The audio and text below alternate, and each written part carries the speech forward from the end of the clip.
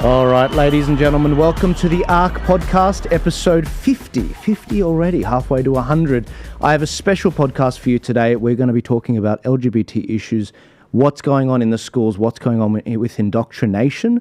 And I'm very pleased to be talking to you guys about this particular topic. We've covered this many times with some familiar faces, which you're going to see on this. However, I cannot be the one to take credit for this particular episode because we have a phenomenal bloke who's actually going to be leading us in this discussion.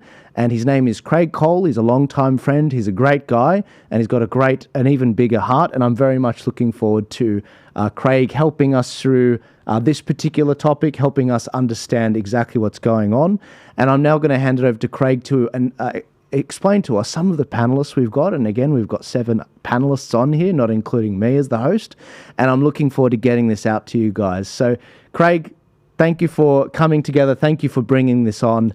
Do you mind introducing who we've got here today?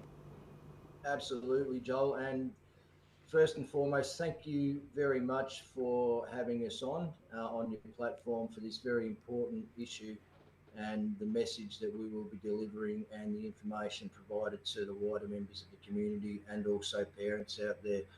Myself, I have been a youth worker in the community for the last 20 years, both primary school and high school. Was on an education contract for 10 years and also in the education system for 15. I've worked with a wide variety of kids. I've been campaigning on this issue for the last 2 to 3 years about the sexualised indoctrination of our children in the school system and the radicalised gender theory that is flooding the curriculum. And I'm really pleased to be able to be with this amazing collection of people. We've got Tess.Hackett. And when we get to Tess, the guys will obviously elaborate a little bit more about themselves. But we've got Tess.Hackett, who's been campaigning on this issue for 10 years now and has been personally affected herself and has done a lot of amazing work. We've got Angela Rojas and Rachel Reed, who have got a new endeavour called the International Coalition for Children, and obviously they'll explain a little bit more when they get on, and doing some fantastic work out of South Australia. And we've got Luke, Christina and Belinda, who will give their accounts of what their children and themselves have been subjected to, hoping that it can provide a little bit of social proof and a little bit of context to parents out there to give them some courage in terms of pushing back against this wicked agenda that is robbing our children of their innocence. So what I'll now do, Joel, before we get on to each of the guests, is just a bit about the campaign that I've been doing about for the last 2.5 years or to 3 years. Now, take this right back to when Safe Schools was rolled out in 2013. The Safe Schools program was put out by ARCSIS, the Australian Research Centre in Sex, Health and Society. And the co-founder of ARCSIS is Gary Dowsett. Gary Dowsett is a pedophiles advocate. There was a lot of contention when Safe Schools come out in 2016 and 17, a lot of exposure in terms of Gary Dowsett and the people behind it. So what they did is they relabeled it and called it Respectful Relationships, is what you're seeing now. Now, Gary Dowsett, they claim, didn't write it. The Education Department claimed that Gary Dowsett didn't write this the Safe Schools program, but he peer-reviewed 90. So to me, that's as good as writing it yourself, and he knows exactly what's in there. Now, in the Gary Dowsett wrote a journal for a Gay Information magazine, and it was remiss of me, to mention this at the start. Please be crystal clear to everybody watching this that this is not an attack on the LGBT community. What we are saying is this content, the sexualized content and the radical gender theory, does not belong as part of the curriculum in the school system. It is simple as that. Just let kids be kids and figure this stuff out for themselves. Now, Gary Dowsett wrote a journal in the 80s and it's called Band-Aids and Boiled Lollies. And it's quite a disturbing journal with disturbing messages. And I'll just quote a couple of things. One of the things he quoted is first, we have three legal social questions to win: custody rights for gay men and lesbians. These two are really disturbing. The legal right of pedophiles and their young loves, and finally, the sexual rights of children as a whole. The sexual rights of children. One of the paragraphs, and I've mentioned this numerous times before in my presentations and online, but one of the paragraphs states many mothers and some fathers will agree that children are sexual and generate sexual responses in their parents. Cuddling, breastfeeding, bathing together, playing, kissing, and fondling kids are immensely pleasurable activities for them and us. And it is not uncommon to feel sexually aroused by that closeness, that touch, and that love. How different then is that gentle, tentative sexuality between parent and child from the love of a pedophile and his or her lover. That is from Yes. the co-founder of Arxis, who peer reviewed 95% of the content for the Safe Schools material. Also, and he's from La Trobe University, Stephen Angelidis, also from La Trobe University, was one of the people who rolled out, he was part of the Safe Schools Coalition. Stephen Angelidis wrote a journal in 2004, and in this journal he states, there is research to show that as well as feeling a sense of power and control in sexual encounters with adults, children can frequently experience sexual pleasure. It is imperative that children's sexual desires and sense of power and pleasure not only be recognised, but also normalised. And I could go on about the people behind Safe Schools. So if you're wondering why they're pushing this sexualised indoctrination so much, maybe follow the breadcrumbs back and see what the real agenda is here. One of the other sites that are available to parents and what daycare centres and kindergartens are using as content, part of their content that they're teaching children, is a website called raisingchildren.net.au. And everything I'm referring to now, you can research on the Leave Our Kids Alone website. That's leaveourkidsalone.org, kids with a Z, in the links and the resources section. Now, raisingchildren.net.au, which has been endorsed and supported by the Australian social, sorry, the Australian Department of Social Services, which is astounding. Your taxpayer money is going to this. In their development section, it's really disturbing when they claim that 4 to 6 year olds. Now, if you look through the majority of this site as a parent, you might think, oh, well, this is helpful, useful information. And this is what they do. They sneak this stuff in. Now, in the development section under 4 to 6, under sexual behavior, I mean, those two words don't belong in the same sentence. Sexual behavior, 4 to 6 year olds. It Yeah. is gobsmacking.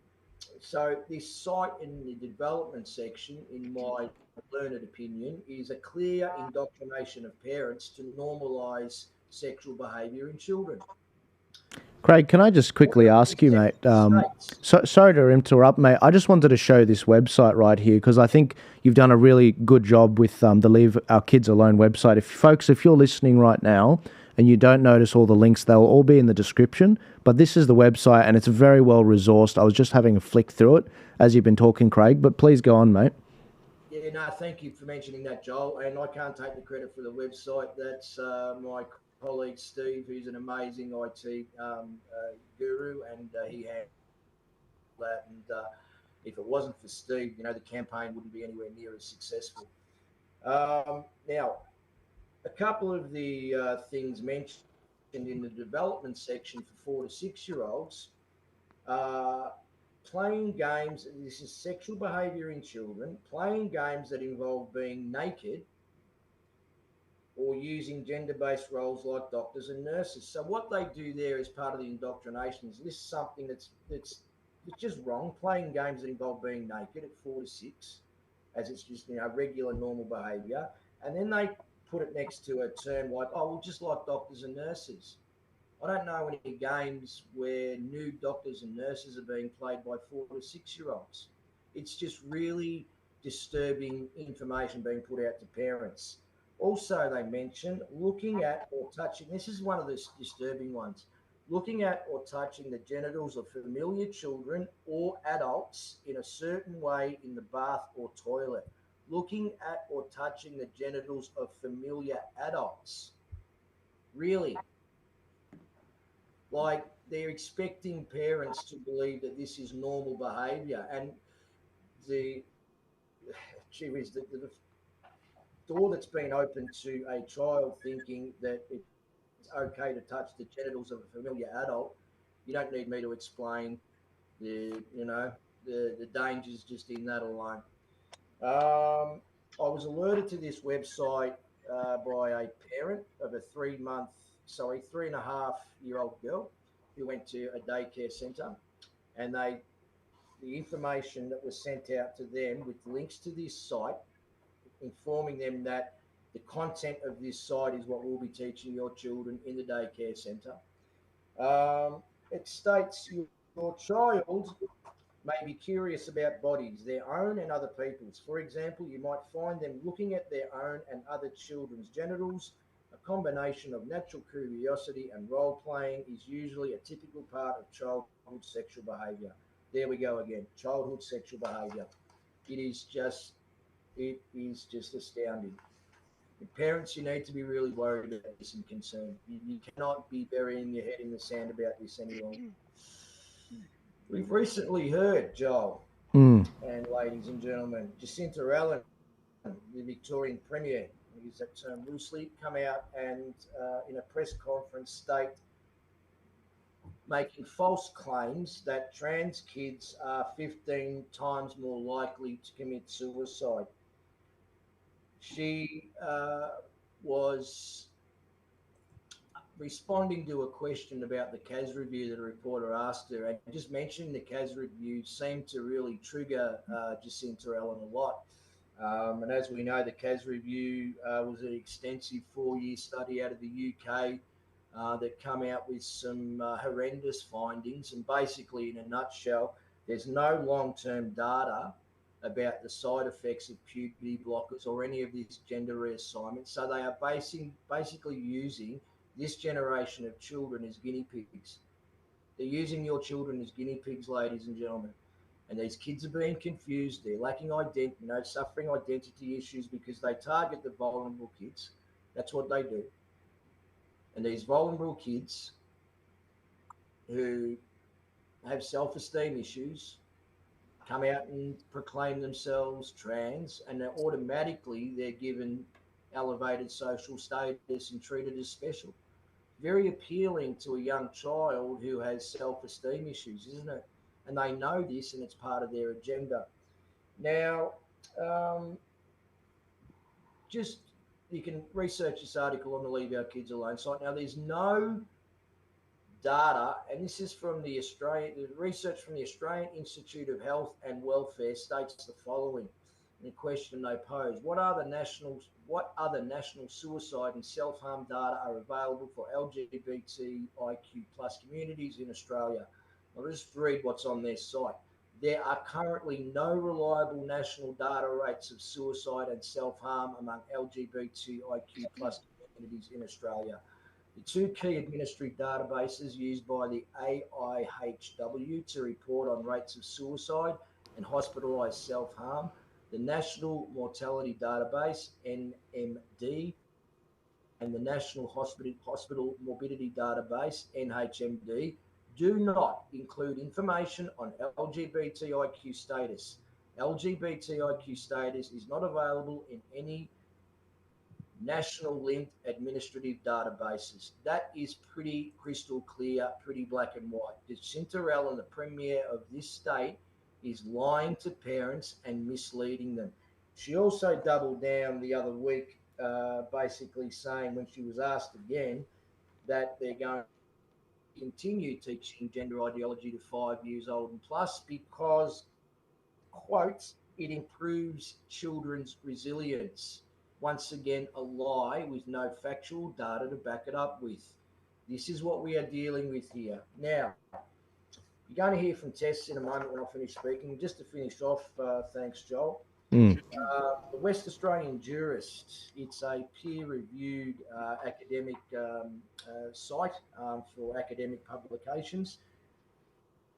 This journal was written in 2018 by a guy called Matthew French, and it's Respecting the Difference, an analysis of the Australian Safe Schools program and the parental rights in education. On one of those pages, it states, and this was research done by Dr. Elizabeth Smith, Gender Affirming Schools Towards Safe Schools for Gender Diverse and Transgender Young People in Australia. She wrote that in 2015, and blow me down with a feather, Dr. Elizabeth Smith is from La Trobe University. Go figure. What she stated in her paper is La Trobe University research quotes a case in which teachers facilitated a student to leave school for gender transitioning advice without parental consent. In the words of the student, a number of staff members did all they could to assist me in a period when my parents refused to allow me to transition.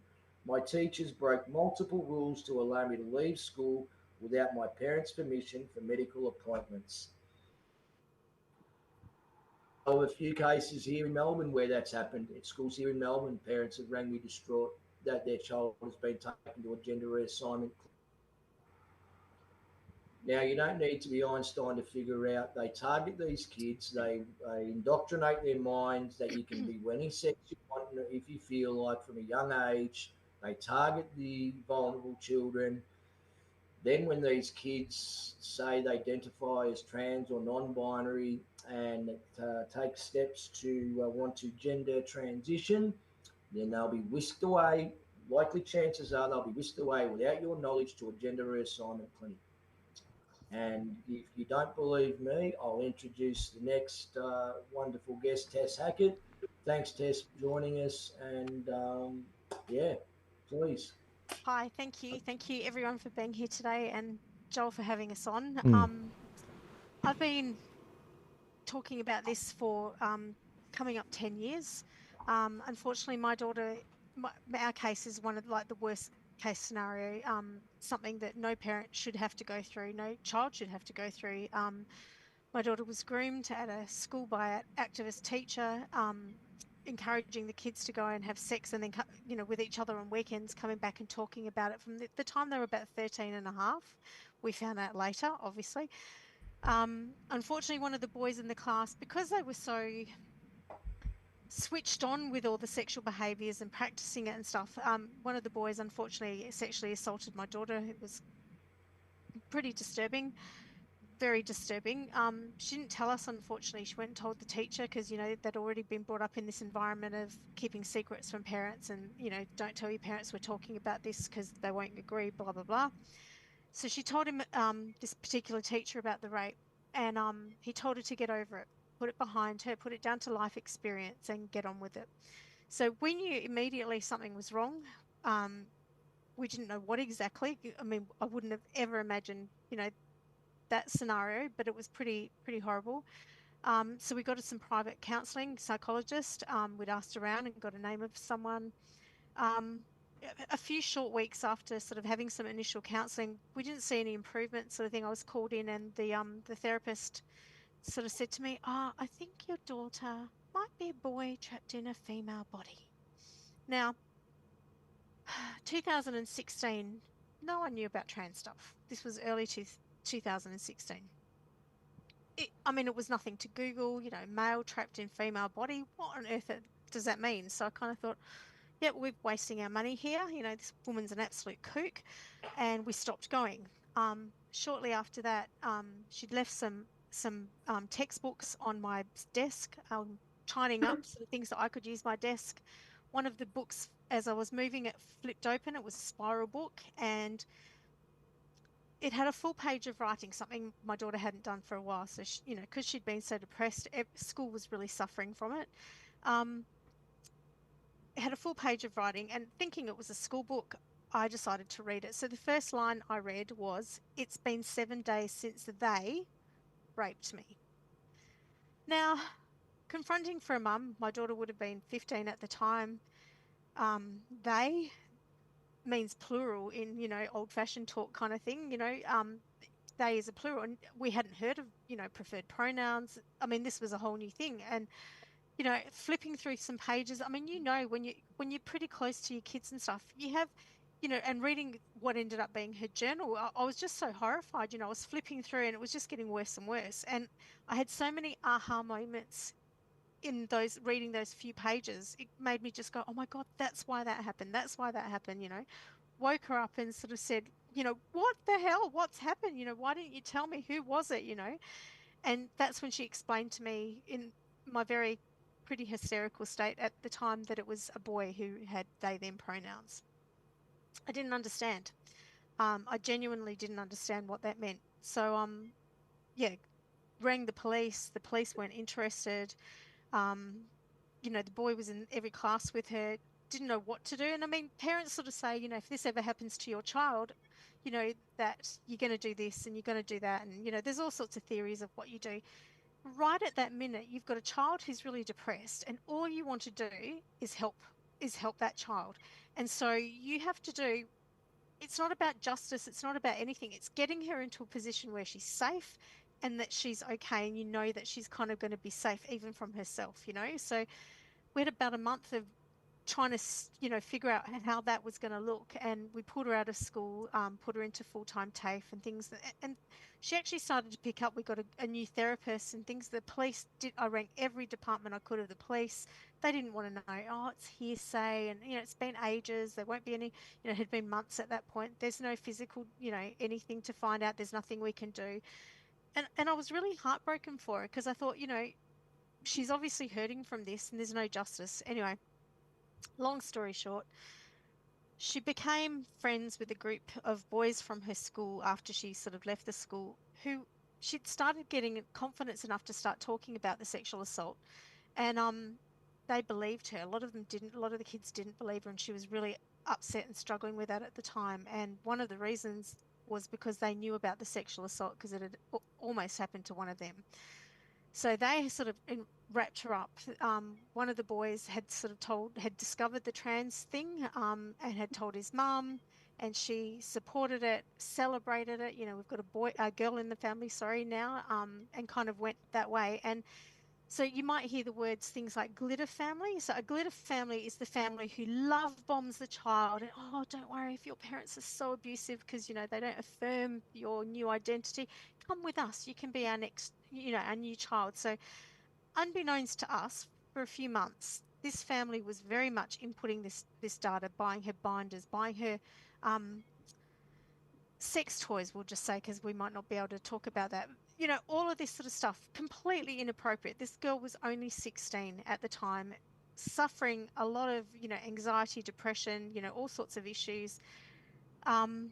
So things happen, living the day-to-day life, trying to cope with this and trying to get her help. And then all of a sudden, one night we found her, she'd broken all the rules about cyber safety. I was that mum, and some of you might be that mum that goes to all the cyber safety classes and, do the rules. You've got to trust your kids, so your devices get charged on, on your kitchen counter, and you're not allowed to do this, and no internet after this time. I was that mum. I looked up everything. We had, everything I could to keep them safe.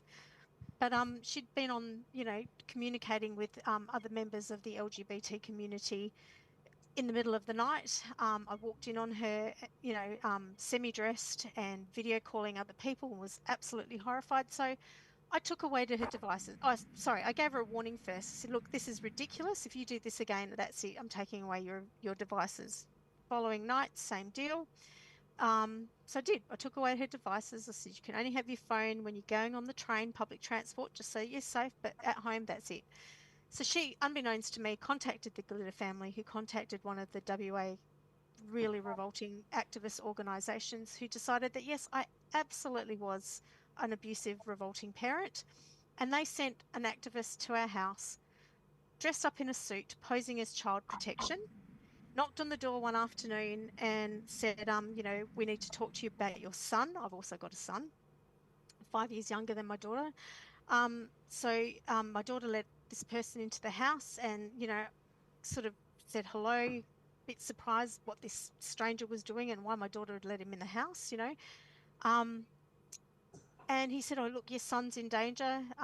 You know, we're taking him away." And I was like, "Excuse me, you know, every parent's worst nightmare. What do you mean you're taking him away? You know, he's in danger." And I'm saying, "What sort of danger? Emotional danger." And that's when my little bells started going, "Hang on, emotional danger? What is this?" You know, asked him where he was from and stuff. He eventually told me he was from this particular trans organization. But yeah, no authority, no court order, no anything at all. Um, I said, you know, "Get out of my house." He refused. And what ended up happening was it was a real push and shove situation. He managed to get past me to go to my daughter's room and get belongings. I called 000, told the police there's an intruder in my house trying to take my child. You need to come. And they refused. So that was revolting. You know, as a mum, I have never felt so alone and so scared in my whole entire life. Honestly, it was just hideous. Um, Hung up the phone because I kind of went, you know, I'm on my own now, just as he was walking past me and managed to get between my daughter and this person. And after a lot of pushing and shoving, I managed to push him out the front door and he tripped and fell and called the police and tried to have me charged with assault. So 5 minutes later, everyone comes, the police all come, knocking on the door, trying to speak to me because they want to charge me with assault for having a stranger in my house trying to take my child. Um, I wouldn't talk to them and stuff. I'd called my husband from work in the meantime. You know, I was pretty hysterical. I wasn't coping very well. It was pretty confronting. And he let when he finally got home, he let the police in who talked to me, talked to my daughter and stuff. And that's what I found out. People talk about, you know, listening to trans kids talking about scripting. So imagine standing there and listening to your child who's all of a sudden like a script. The whole sentence structure changes. The words they use are words that you know that they don't understand. And I kept saying to the police, "Ask her what that word means. She won't know, you know." And the police, I think, must have thought I was a bit crazy, but it was like having it. I use the Alice in Wonderland analogy, you know, like I fell down a rabbit hole and I just couldn't find my way out. In the end, they sort of said, "Look, we've got to take her for a psych exam," which they did. While we were in the hospital, completely separated because we were the evil parents who were not allowed to sort of talk to her. We were interviewed by social workers who told us off for dead naming, something that we'd never heard of. Dead naming is, you know, calling a child, her birth name, um, misgendering, all this stuff. So, you know, they sent someone to our house. We were interrogated in our house for 7 hours. A couple of days later, they searched everything, pointed at pictures on the wall of my daughter and my son as toddlers and went, "That person's dead now. You know, they don't exist anymore. That shouldn't be up there. That's abuse." And I sort of went, you know, at the time, well, my grandparents are both dead and they're on my fridge. What, am I abusing them by having them on the fridge as well? You know, like, what is this insanity? You know, it was quite insane. Yeah. Eventually, we took her to the doctor because she'd made this trans declaration. We didn't know what to do. The doctor offered us an appointment to the gender clinic, which again, at the time, if you looked up anything, everything was about intersex, so the old hermaphrodite, so the sexual development disorders. So I didn't understand that trans meant that you could just self-identify as the opposite sex. It was a completely it wasn't even a concept, you know. So we were they told us, "Look, you'll go to, you know, endocrinologists, so it's specialists, you know." And so I went, "Yes, we'll do that," thinking that she meant intersex. So, you know, that's what we'll do.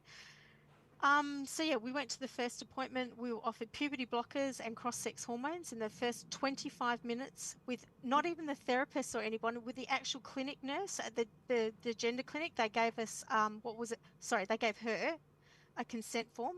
You know, "This is for your son." It's a consent form. Went through very basic risks of what the medication would do, but it was things like, "Oh, your red blood cell might come out now, might raise." So, does anyone know, you know, what happens if your red blood cell count is too high? I mean, most people don't, you know. And they said, "Oh, but you don't have to worry. Just donate blood and you'll be fine." But red blood cell being too high is what can cause liver damage. So they didn't talk about the liver damage. It was just the basic things, just the red blood cells, you know, and that's all fine. And that was it. So we were expected then, we're in a room, you know, side by side with my daughter, who's been called my son with this whole new name. He doesn't even exist on Medicare or anything at that point. There was no record with that person. So, you know, was insane to me. Um, so, what do you think? And you're trying to keep this child on side with you, and you know, because the activists have been in their ears, the Glitter family is waiting to step in, and you had to have an answer sort of then and there. And I sort of went, look, I don't agree. We've sort of into everything natural. I cook from scratch. I do, all of that sort of stuff. I'm not willing to get her to take this. So anyway, um, we managed to say no, and because at the time there was a court ruling that said that both parents had to agree or it had to go to family court. Being the waiting period for all that, we were lucky that she wasn't able to go on it, but the activist did help her run away a few months later. She was able to get a new Medicare card with a new name and new sex through Medicare, just showing them the bus pass, no other ID. So she exists at the moment as two people, according to Medicare. There's a Medicare thing under her birth name and one under her new name. She moved in with the activist for a couple of weeks, and they dumped her basically. She was too hard. And so 2 weeks after, they put her in a homeless shelter where they left her. So we've had a little bit of contact since when she needed something. But yeah, in the middle of COVID, when all other elective surgery had been cancelled, I found out from her GoFundMe that she'd organised to have her breasts removed. So I contacted the surgeon. She'd been in and out of high security mental health facilities. She had cutting scars all over her and active ones as well. And so I wrote to him and said, look, she's created a website. She says she's an alien. She says she's got all these disabilities. She's got, all of this sort of stuff. How is she able to consent to this? Please don't do the surgery. Please encourage her to, go and get some real help, And unfortunately, the surgeon printed off all the emails and gave them to her. So that was like the final nail in the coffin for our relationship. So pretty awful. But because of my journey, I started the first parent support group in Australia, parents like me, through an organization, a US-based organization called Parents of ROGD Kids. So imagine, I mean, now here everyone will have heard about things like, men and women's spaces, TERFs, all of these sort of stuff. So I've been around since before all of those were around. So there was nothing to Google. There was just nothing. I mean, if you looked up transsexual or cross-dressing or whatever, it was old men wearing women's clothing. It wasn't anything. And then, yeah, luckily this Parents of ROGD group had done an article in one of the websites and happened to just stumble across it and sort of went, oh, this is it, contacted them and, yeah, was able to, they encouraged me to start a parent support group. So now I've spoken to thousands of parents, literally here and internationally. I work with a couple of groups internationally. I've spoken to parents from Hong Kong to Israel to Germany to Italy to, US, UK, New Zealand and stuff. And the similarities are insane. It's all the same sort of stories. It's the same scripting, word for word for word. It's just insane.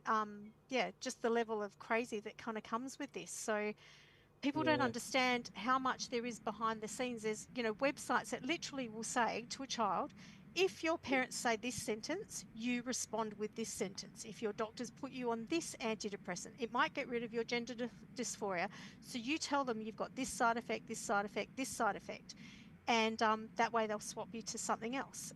Organizations like Minus 18 actually tell kids, and I've got screenshots still, it's not on their website at the moment or it's hidden, saying, you don't want anyone, your parents, to see your browser history. So this is what you do on all the different internet browsers. This is how you hide what you've been looking at and stuff. How do parents have a chance to help their kids, through not just the trans stuff, but the sexualization stuff as well? It's just, we are the enemy. So yeah. So just Tess, that's amazing, and I've told this story many times. Just to sort of back over it, to sort of help other Yeah. parents. What are the early signs that other parents should be looking out for if they're concerned that their child's being subjected to, you know, um, indoctrination and Yeah. brainwashing? So secrets. We were very open and stuff, and all of a sudden there was secrets. There was lots of odd situations, changes in their language. A lot of the language that comes through, it's very left wing, sort of socialist Marxist sort of language. So, equality becomes a big thing suddenly and stuff, because this is there's lots of reasons why kids transition. Part of it can be gender dysphoria, part of it can be autism. One of the therapist in the UK has said that 100% of boys of his patients that transition are autistic. So autism is a big thing. That's if you've got an autistic child, they have got a target on their head. Secrets is a big thing. Yeah, the politicalized language, yeah, that sort of stuff. Lots of secrets, though. There was lots of weirdness that kind of happened around secrets, which just hadn't been a thing for us. And obviously their browser history, like, if you can look and see what they've been, people say, oh, that's, invading their privacy. But this is a war. And I'm telling you now, the battles that you have, with your kids to stop them from being on social media is nothing compared to what happens once they get caught in this. It is the devastation that it causes. I mean, Craig, you've talked about some of the stuff from the CAS review and stuff. I mean, things like Yeah. one thing that really sticks to me. Do you know that there was a study done last year that says something around 80% ish of girls that start testosterone, so cross sex hormones, at around 18, by the time they're 30, around about 80% will have fecal and urinary incontinence because And of see, pelvic floor dysfunction. So a yeah, couple of the patients have, sorry, a couple of my parents have actually got kids experiencing that at the moment. I mean, it's how do you live in a life, as a 30-year-old with fecal and urinary incontinence? You know, and this is what they're not told, Tess. It's yeah, sorry to that's interrupt. right. They're not. Then full transparency. The Yeah, parents aren't told, and the children no, aren't told. Well, no, if you do take this path later on, you're going to have this yeah, problem and this problem and this problem. It yeah. is full on child abuse. And the You can't. blackmail that the Yep. blackmail that parents get, better a live son than a dead daughter. So the psychiatrist that saw my daughter initially went, look, she's just being a brat, I think, but you better go along with it. Better a live son than a dead daughter. And you Which is go, a well, hang lie. on a minute, it's a lie. I mean, you Yeah. don't have a son. I've got a son, you get this chemically altered, misfit type, semblance of a son. It's not a son, at Yeah. all. They can't change. It's ridiculous. And we need to stop and say that. Unfortunately, Yeah. there are parents in Australia who have lost custody. We've had cases here that the Australian has written about. Cases are very gagged, so people think this is not happening. It's because the courts gag them heavily. So unless you've been involved with the cases, you don't know. But parents who object to their children being transitioned, who sort of say to them, "Look, no, I don't want my daughter, sorry, to have her breasts off and go on to cross-sex hormones immediately to solve her depression issues," will get a second opinion. That's enough to get child protection involved, so Yeah. it's a scary, scary world, but you've got to stand up because just caving into it doesn't help you. It doesn't help you, it doesn't help anyone. One thing that comes from detransitioners around the world, 99% of them say, why didn't anyone stop me? Why didn't my parents protect me more? Why didn't they fight with me about this? Why did they give up on me? And I mean, that's one thing I can say, hand on heart. I mean, my daughter hates me now. She thinks I'm abusive, transphobe, homophobe, whatever else. Hand on my heart, if she ever gets out of this, she will know that I have fought and I will fight to my dying breath. I will never let this go, ever. Bless you, Tess. You're an absolute inspiration. Thank you. An inspiration to myself to keep campaigning against this, and I'm sure you're an inspiration to many parents out there as well too. But just before I intro Angela and Rachel, that it is a lie. I would prefer a Mm, dead kid or a trans kid because there's numerous studies to say it's actually the opposite. There was a study out of the University of Texas, 15 million case study that shows that children in their 20s, early 20s, grow out of it, but yeah. also it actually increases the risk of suicide Yes. by 12 times after going through the Yeah. hormones and the gender affirming care, they call it. I Yeah. find it quite amusing. They call children chopping off their body parts as care. Yeah. It's just astounding. But thank you so much. That's all right. One good site, if people are interested in actual statistics on things, is a website called statsforgender.org. It's done by a group of medical professionals.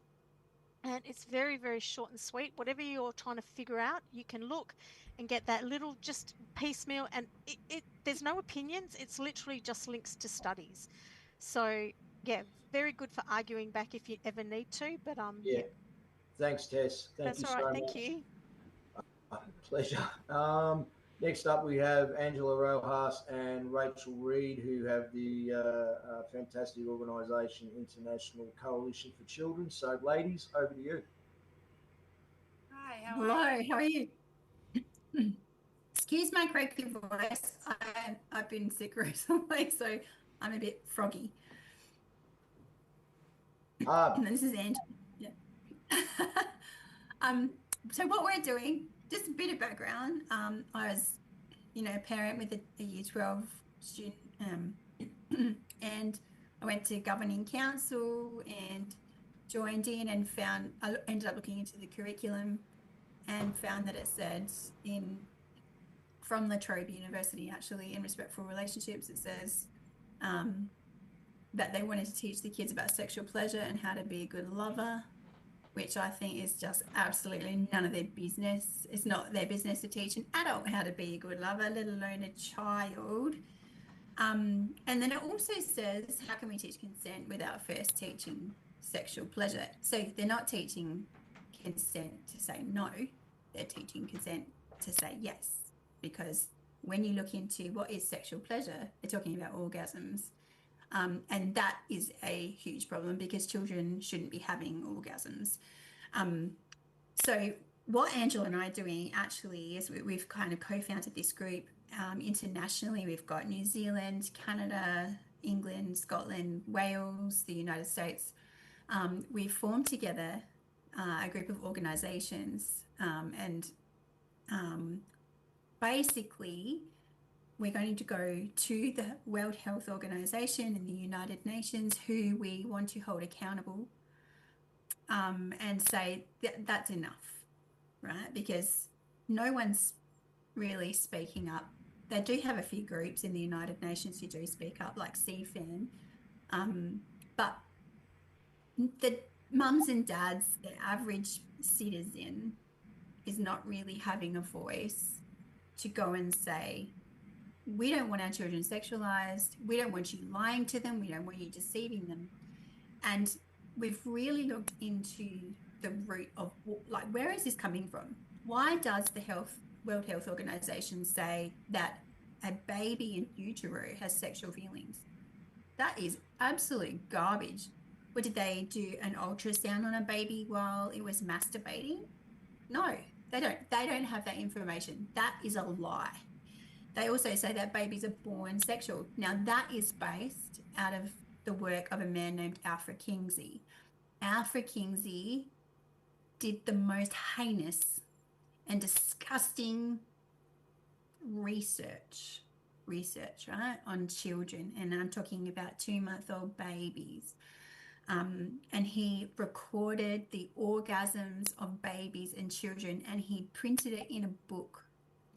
And that book has been used as, citing as a reference for the World Health Organization, for the United Nations, and for pretty well every form of, educational academia. So we have a huge problem that is actually the foundation of our education system in terms of comprehensive sexuality education. So, and obviously comprehensive sexuality education breaks down into respectful relationships in Australia. In other nations, it's called RSE. And, each country has their own name for it. And it sounds nice, respectful relationships. It sounds nice. It sounds respectful. And, what's not to love about this? But when you delve into it and you look at the references and you look at the bibliography and you start going, excuse me, there's a study in there called The Sexual Thinking of Children. That's an oxymoron. Children don't think sexually. They have sexual organs, but they're not thinking sexually yet. So as a united alliance of organizations, we're actually going to Washington, D.C. to go to the World Health Organization meeting in September, the end of September, we're going to be doing a press conference at the front of the WHO building during the WHO meeting. And we're doing an expose on truth, where we are going to be talking about the truth behind the World Health Organization and United Nations research and their claims over our children, which are absolutely incorrect. And, you know, as citizens and parents of the world, we're saying, no, we don't accept this. We don't agree with it. And we want to protect our own children this time for a change, because this has led to the literal like chaos in society. We have children identifying as animals, their relationships are poor, their academic achievement is poor, their relationship satisfaction, like they are always making up and breaking up with each other. They're very self-centered. Our children are not okay. And it's actually on us, the parents and the adults, to be responsible and stand up for our kids and basically say, if you want to get to the kids, you're going to have to come through us, because that's our job. We are the ones looking after these children. They're on our Medicare card. We're cooking them tea. We're the one that takes them to sport. We're the one that knows what they're afraid of. We are the ones that are responsible for them. And so we need to be the ones to say no. So we're going to Congress, the United States Congress. We have someone in the White House that we've been talking to, and we have plans, but we weren't actually sure what they are just yet, because we want them to actually happen. But we're pushing back, and you know, it's time for society to push back and say that's enough. Angela, do you want to share? Well, for the past few years, I'll give a background. I've been challenging the pornographic sexually explicit books for children in libraries and recently in schools and the teacher resources. So a few years ago, I started with a deputation speech. When I was homeschooling my daughters at that time, I saw in the libraries these sexually explicit books full front display, and I started to question as a parent, is this okay? You know, am I being old fashioned? And then when I started talking to other parents, I realized, no, this is not okay. So I started to talk at different events and spoke at 2 different councils. And I wasn't allowed to even show the images in some of the, well, you know, eventually we were allowed to show the counsellors, but I wasn't allowed to show them out on a PowerPoint presentation because they were too sensitive for the live stream. But one of the deputation speeches I gave, the Friday before I gave that deputation, I was asked in writing by the CEO of the council to remove the images because people attending the meeting might find them offensive, and elected members needed to feel safe. And I thought, and I started looking at policies and everything as well. I mean, on the one card system in South Australia, in the library card, you can't use their library computers to look up anything that's pornographic or sexually explicit because it's illegal and prohibited, but a child could go onto the shelf and pick up a book unrestricted. And then later on, we found a mother who has, because in South Australia, one of the biggest places that teach the Respectful Relationships program in schools is Shine SA, and they teach the teachers and they provide the teacher resources. And this mum had a membership to Shine SA and was able to go to the Shine SA library, and she borrowed a couple of books.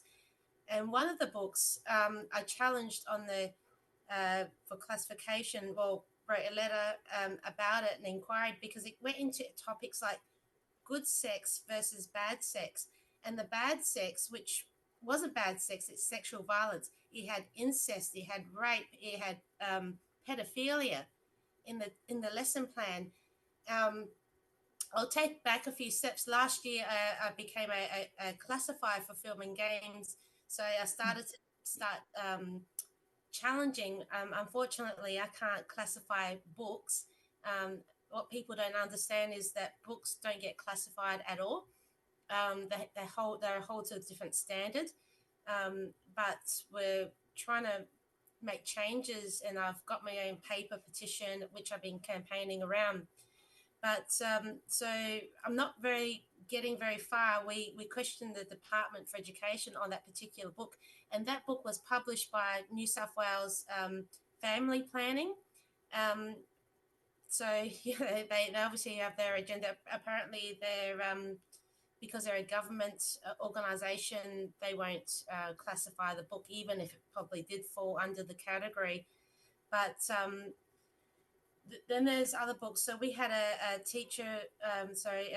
Premier's Reading Challenge book for reception to Year 2, The Amazing True Story of How Babies Are Made. And that book, so reception to Year 2, that's 5 to 7 years old.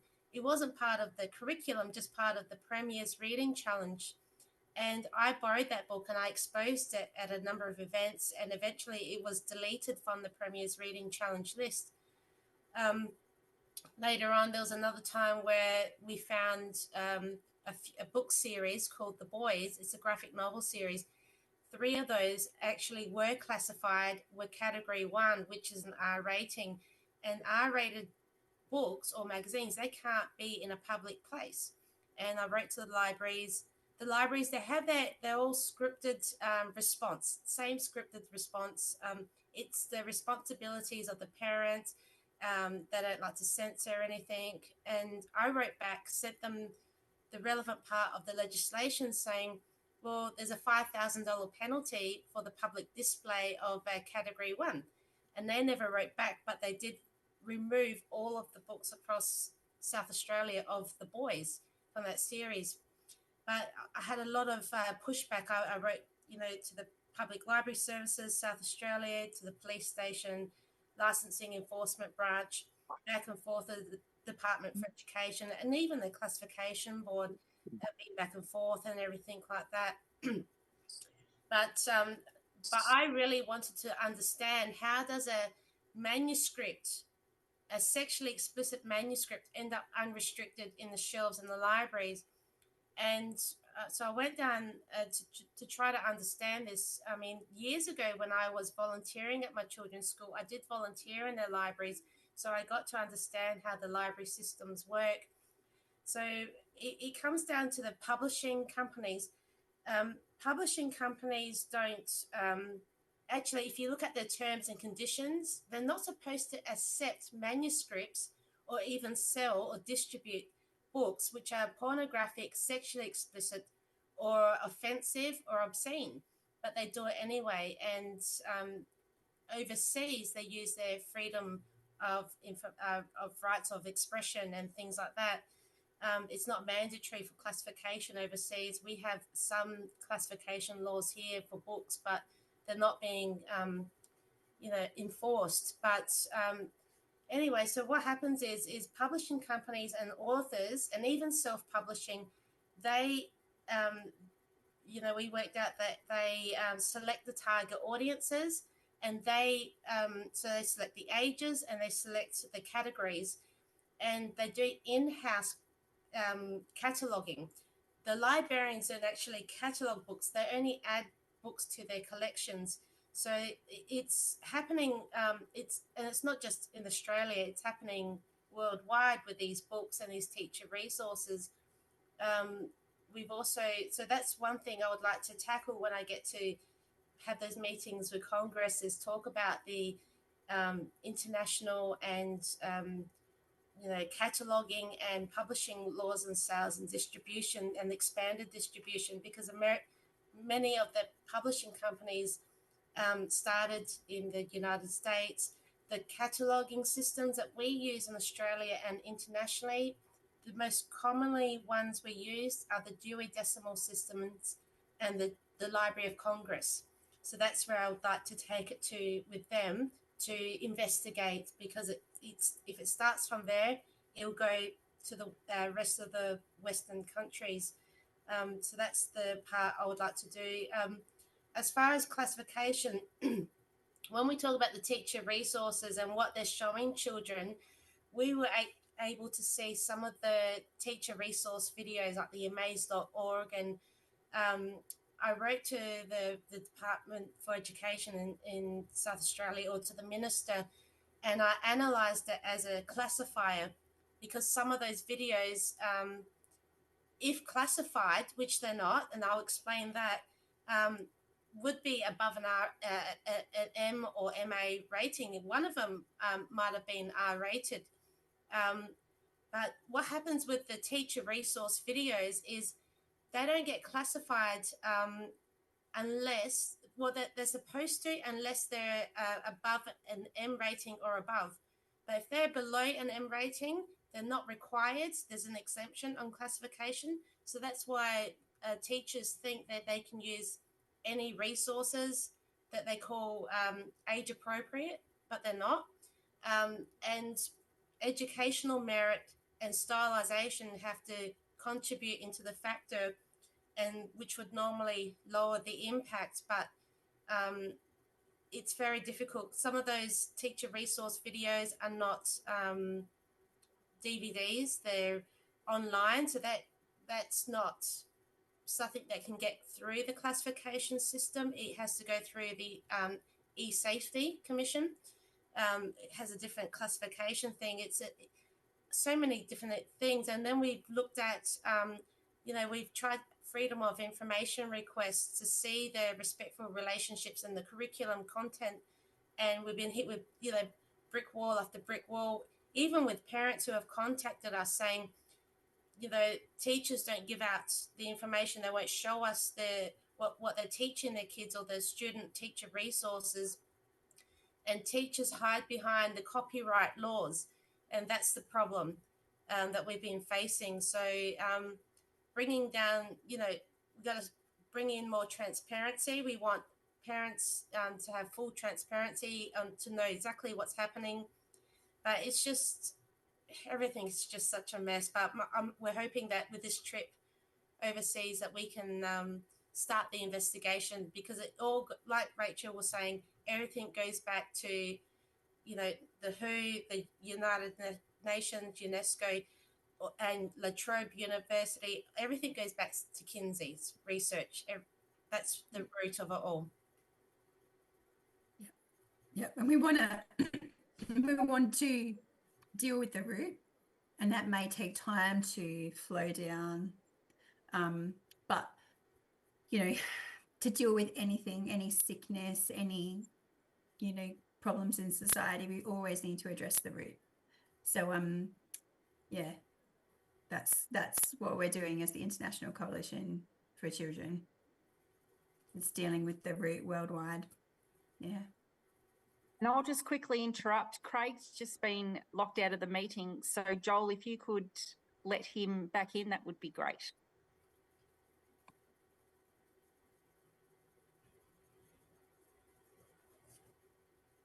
Just to fill in while we're waiting for Craig to come back in, because I've spent 10 years doing this, I've actually got a list. It's not just respectful relationships that's in schools. I know Rachel has been talking about some of the other ones, but we've got things like amaze.org. It's all in one: catching on early, catching on later, catching on everywhere, me and my body, growing up, living LGBTI, from blues to rainbow, rainbow blues, trans and gender diverse, elephant ed.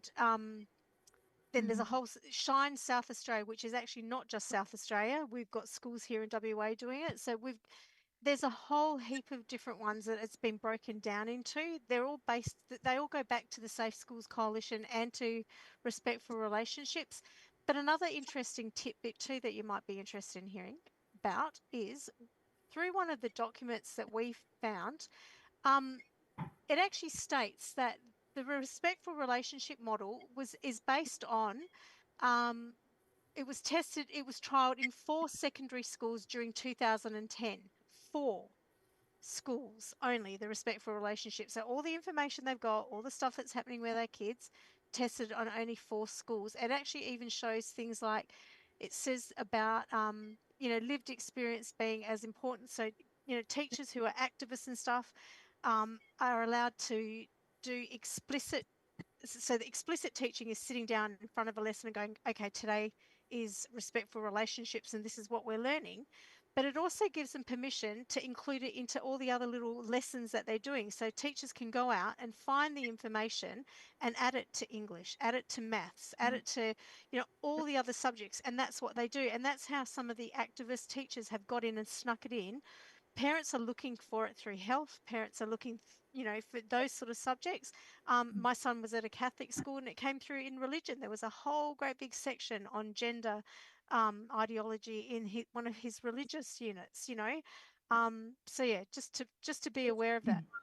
They bring it in through history. They make comparisons to say, oh, well, this has been around for a long time. Yeah. Even in museums, this was a weird one. About a month ago, South Australian Adelaide Museum did this LGBTQ, I don't know, thing, and they talked about different rocks and animals and the LGBT behaviors in rocks and animals. It was just so bizarre. It was, you could almost laugh of it, but it's ridiculous how they try to include it with everything. They're trying to normalize it in every area. Angela, have you been in contact with Moms for Liberty in the US? I think Rachel, I have been loosely, because they are big on the books. Yeah.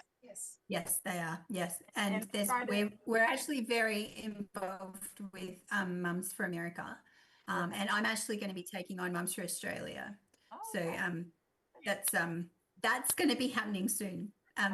We're speaking very closely. I actually had like a 2.5-hour chat with Mums for America last night. Oh, that's fantastic. Yeah, they're awesome people. They're doing a fantastic job, and so are Mums for Liberty. Yes. Yeah. And mums are so important. Can I just say that? Parents are so important. You think you're just a parent.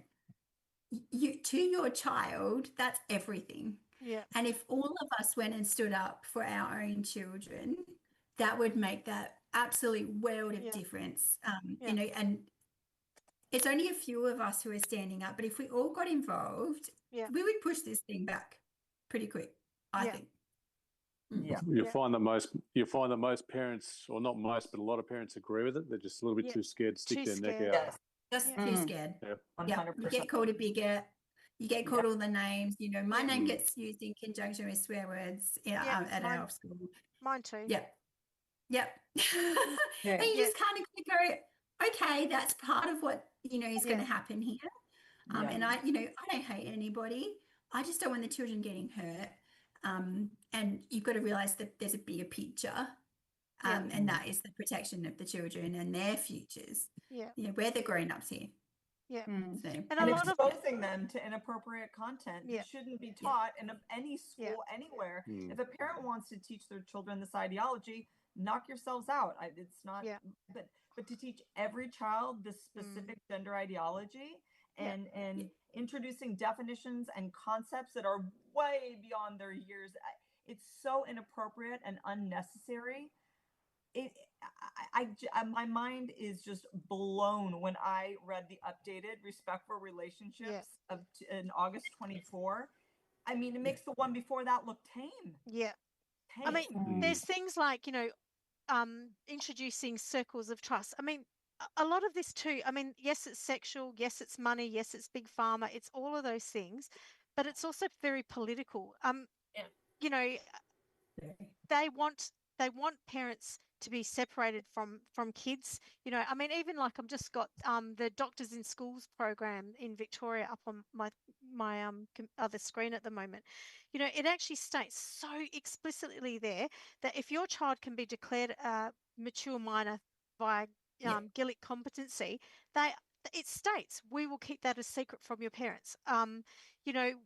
I know parents who've gone through, they have no idea that their kids are socially transitioned at school. They get to graduation night, the photos come up on the big screen. There's their child with a different name. And they think, oh, that's a mistake, until they go, oh, hang on a minute. No, it's not that, this is when the child comes out. Or a couple of cases where reports have been sent out to parents with the wrong child's name. And, complete mistake. They weren't aware that their child has gone through this whole transitioning process. And it's not just trans, it's not just, all the rest of it. It's abortions, it's, all sorts of things. I had an awful conversation with a mum of a 12-year-old whose daughter had been sexually assaulted and fallen pregnant and went to Headspace to get help. Now, instead of saying, why is a 12-year-old pregnant? Like, what's happened? It's obviously a safeguarding issue. They took her in an Uber to an abortion clinic and she had a medical abortion. And the mum found out about it later. I mean, this is hideous. We are their parents. They are our kids, and we need to protect them. At whatever cost. Now, Craig's having trouble coming back in, so it I looks think like I he's was. just popped Is he up. just Bill's coming? gonna Oh, yeah. perfect. But Bill, yeah. Excellent. How about you do your spiel, Bill?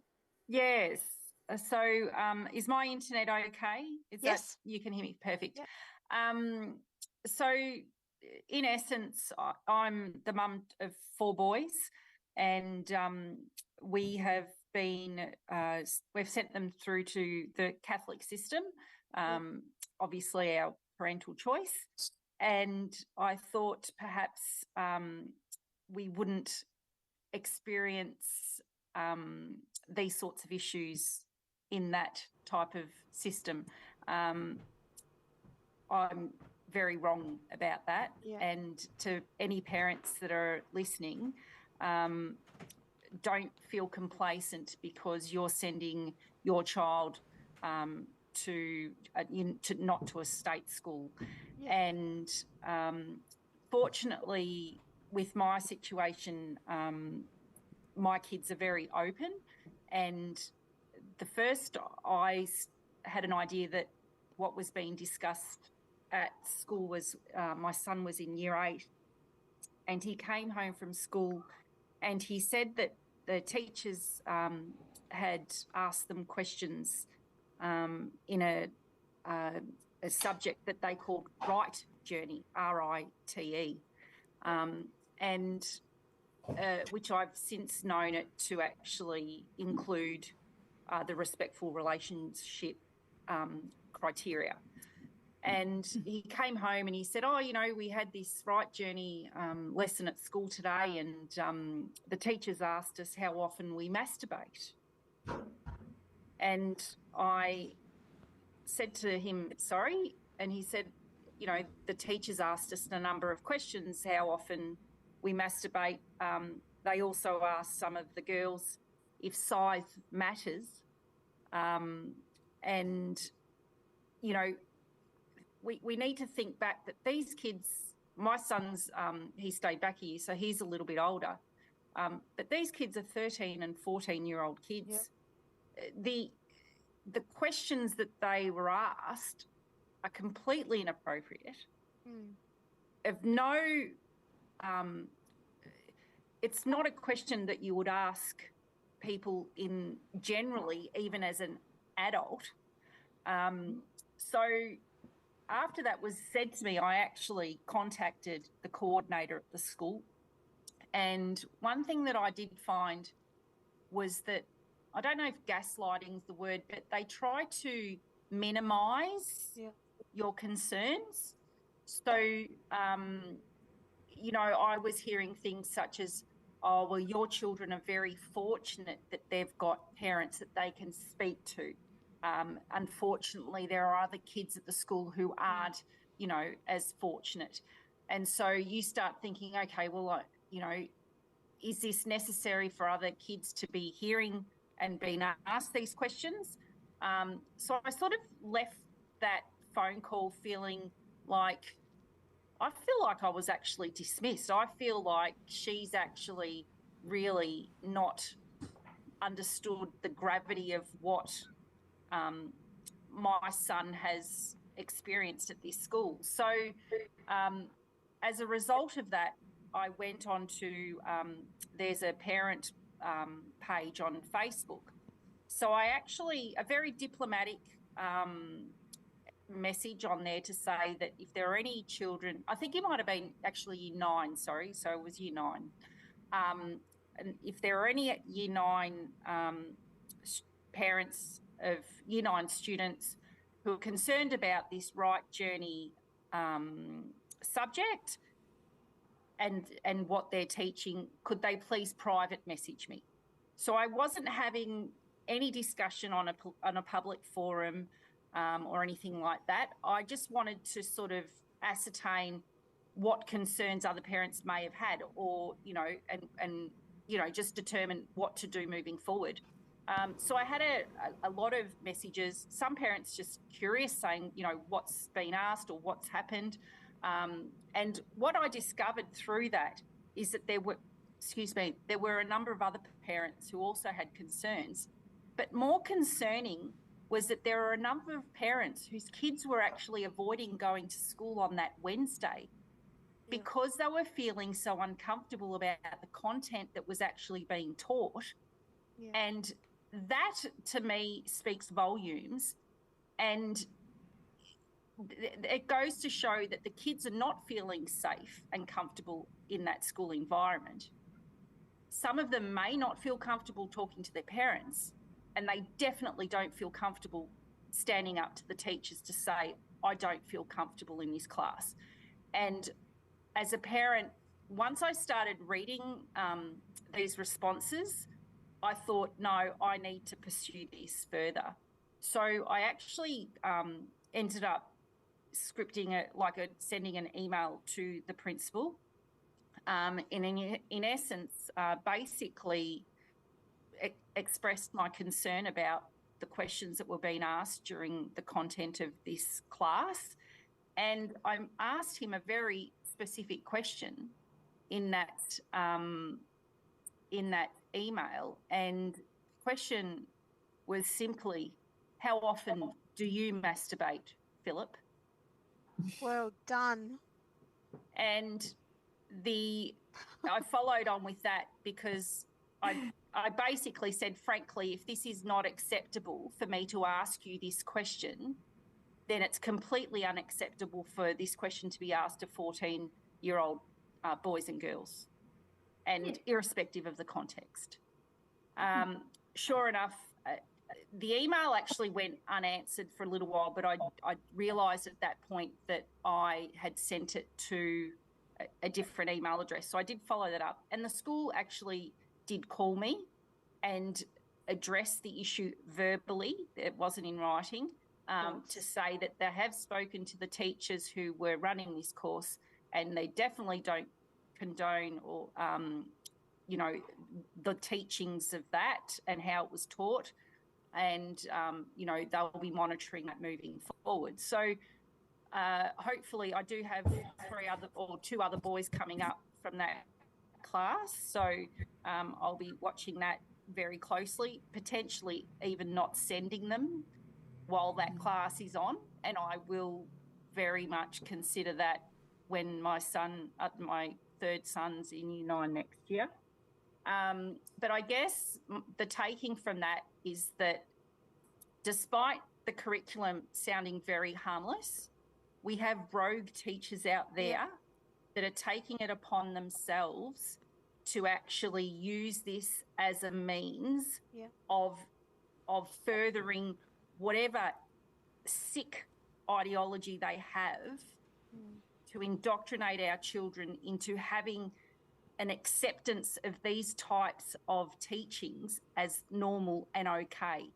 And I'm telling you all, and to the parents that are out there, it is not okay, and it is okay for you to stand up and say it's not okay. Yeah. And irrespective of the pushback that you may get from parents who are too afraid to stand up, these are your kids. You have one shot at this, and you need to put aside any fear that you have, and you need to stand up for your kids. And if you're not only standing up for your kids, you need to stand up for everyone else's kids too. Yeah. And I guess that's what I've come out of that. And just adding to that, and I know we're pressed for time, I now have my other son, who's now in Year 8, who has just come home, and another call was made to the school. My kids roll their eyes and have a good giggle because they know the teachers always probably have my number on, you know, beware. But, you know, they were at school and a teacher stood up in the classroom and said, "Good morning, boys and girls," and then proceeded to say, "Oh, we can't be saying that anymore." And this is happening so quickly. I have one son who is 18 and my youngest son is nearly 12. And the difference in the teachings of what they're teaching to our kids in that short amount of time is so significant that I'm at the point where I am looking at taking my younger two kids out of the system. Yeah. And that is in a Catholic system. So please, if you think this isn't happening and encroaching on the education that our kids are getting, please do your research, talk to your children and talk to your children's parents, like friends, parents, and have a conversation because, you know, in all intensive purposes, it may not be every teacher that's pushing this, but it's definitely happening. Yeah. So thanks for the thanks for your time and listening. Thanks very much, Belle. I'm back on. Excuse me, guys. I had a bit of a internet problem here. So thanks for holding the fort, Tess. Belle, crazy. Stop telling that story firsthand, and thank you very much. And just to reiterate what you said then, please, parents, be aware if you are getting notices home to say you've got a third-party company or a third-party organisation coming into the school to teach anything about respectful relationships or anything pertaining to that, please ask to see the contents or opt your child out. When Christina and Luke have finished speaking, I'll give parents some advice on what to do. But there institutes like Elephant Ed, -18, Talk the Talk, Sex Ed, Headspace. These organisations are grooming organisations for your children. And if any of them want to try and sue me, go your hardest. I'll see you in court. No problem at all, because you are grooming our children. They have these woke activist facilitators. When we've all seen the horrendous story that came out of Renmark High School, where bestiality and incest was taught under the LGBTI letters when they went through what the plus stood for. And it's not an isolated incident. So, Belinda, thank you so much. And hopefully that gives a lot of parents out there some dire warnings. So, Christina, over to you. Thank you for joining us. Thank you for having me. Thank you, Joel, for having me. Those were all such incredible stories, and I've been actively in this probably for the last 2.5 years, and still I'm surprised by stories. I don't know why I'm still surprised, but I'm still, what? That actually happened? I mean, I can't believe. So a little background about me. I'm from San Diego, California. I moved to Australia, to Melbourne 3 years ago with my Australian husband. I have a 3rd grader and a 6th grader girls. I showed up on the shores of Australia, bright-eyed and bushy-tailed, and wanting to get involved in my children's school and make a difference, and volunteer my time. Since I was working so much in the U.S., I just didn't have that time to volunteer. And I was the Parent Association president, as well as sat on the school council. And everything was going great until one night they were talking about a new building that's getting built for the 2nd, 3rd, and 4th graders, and that all the bathrooms were going to be all gender. And I said, why would you do that? Why wouldn't you just have a mix? Why wouldn't you have single sex and all gender? And it was just crickets, dead silence. And I was kind of thinking, oh my gosh, I'm out of my depth here. I need to just talk to some other parents on the council behind the scenes. And it turns out, half the parents are like, we need to send a survey out. We need to find out what other parents think. And we need to tell the other half of this council, this is what's going on behind the scenes. We bring it to the council at the next meeting, and it is instantly shut down by the principal and her 2 president and vice president of the council. No, not necessary, doesn't need to happen. And we're on the other side saying, no, this is part of the procedure. You need to let the parents know what the plans are for infrastructure, if public funds and money are going to this. Parents have a say in what this is going to look like. And this is a big deal going around the world right now, the whole bathroom situation. And it's highly, contentious, and we really should see what they would like to see for their children, and they said, absolutely not. It didn't happen. And that is really when things started ticking over in my brain. You know, I'm from the wokest state in the United States, California, and I had only ever heard of a pronoun a year or two before I moved here in a work setting at University of California, San Diego, for a work meeting I went to. I met a manager who had she, her pronouns. And that's the first time I'd ever even seen it. I'd never even thought about that ever since then.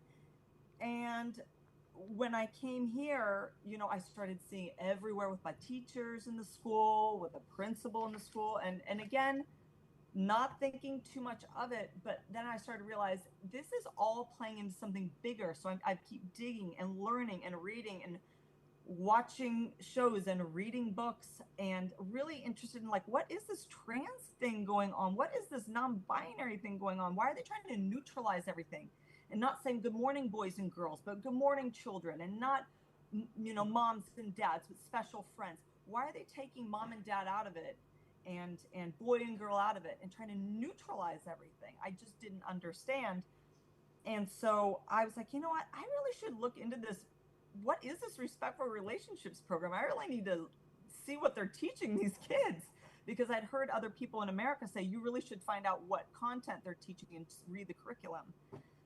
So when I first read it in 2023, it wasn't good, but it wasn't bad yet.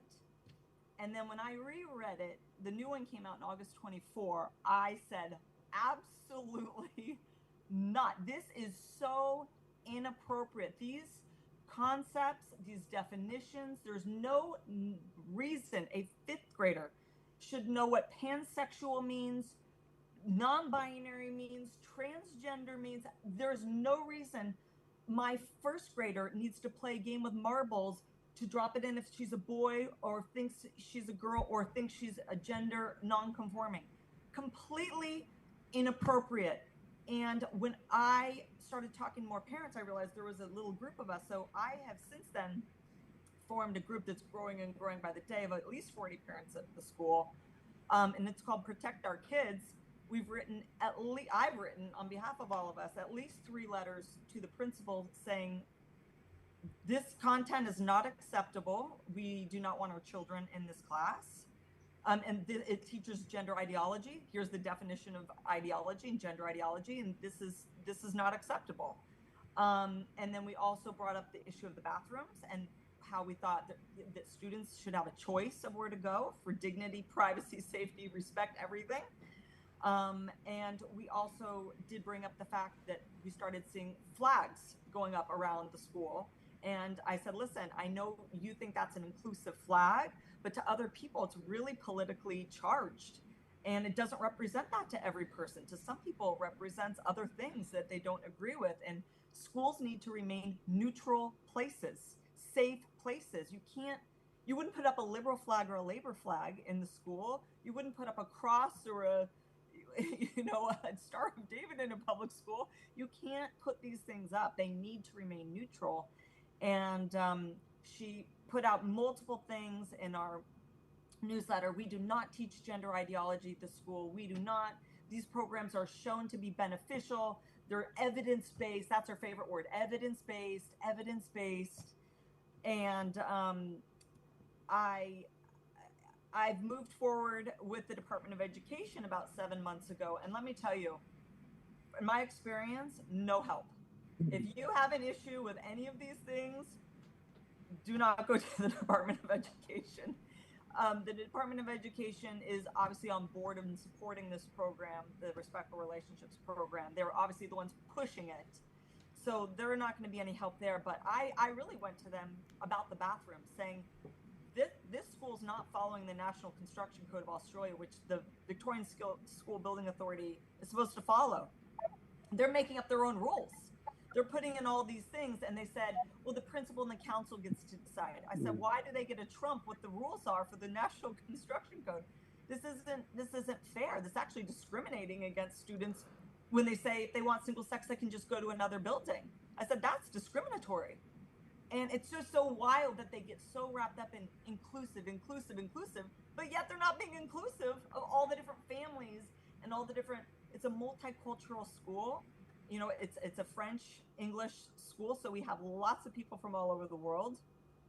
And I've been dealing with the Department of Education on that. I finally went to my MP last week, and he couldn't believe, I mean, he was very surprised to hear all of this. And then I followed up with a letter from all 40 parents.